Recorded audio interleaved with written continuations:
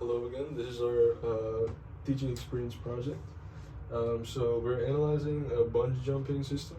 Essentially, we have a person who is jumping off a cliff, and we have a bungee cord attached, and the bungee cord is represented as a linear spring.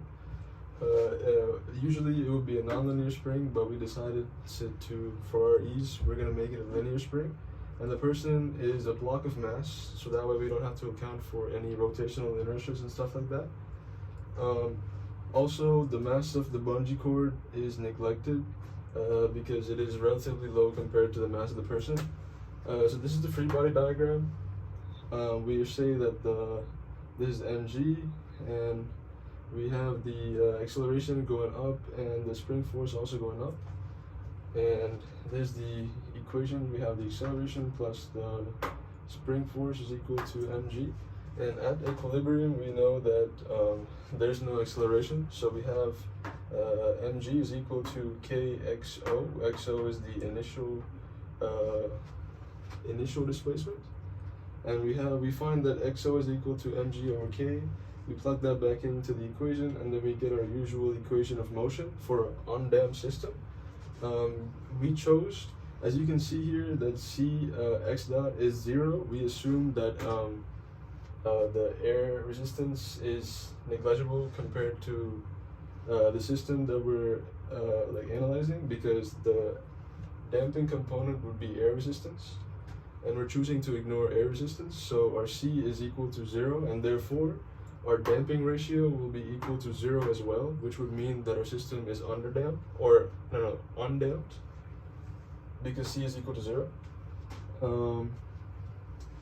We see that omega n, the natural frequency squared, is equal to k over m.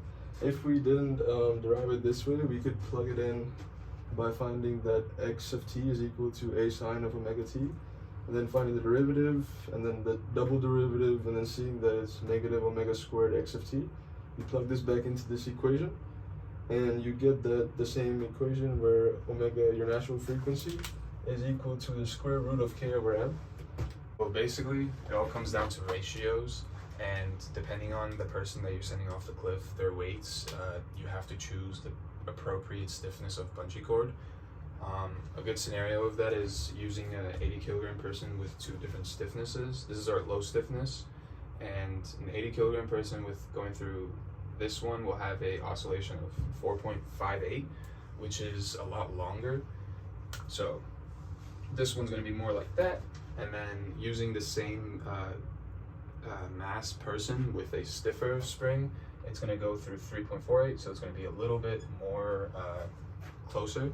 And what that means is, like, the impulse that you're experiencing is happening at that period of time. So, like, for instance, we use the same stiffness but with a 50 kilogram person, and they had experienced a 2.75 period of oscillation, which means, like, they're going to experience it a lot more, since the force is not getting distributed more throughout a period of time. And that's why it matters. You want the person to not rip their heads off, basically. And so yeah, if we use the same guy with 50 kilograms but with a less stiff spring or bungee cord, we'll be right back to where we want to be, within the 3-second range. And that's why your stiffness really matters based on the person that you're throwing off. And another thing I wanted to brush up on was, we earlier mentioned that there's no damping factor. So obviously that can't be true, or else this guy will be jumping forever or bouncing forever.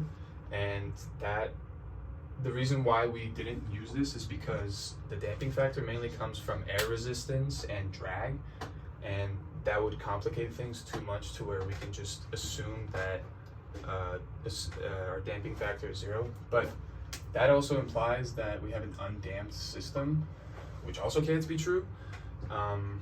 So we also know that in order for it to die down, we basically want it to chill out after a while. And in order to have that, we know that our damping factor has to be in between 0 and 1. But in this scenario, we went with undamped on everything. Yeah, that's about it. Thank you.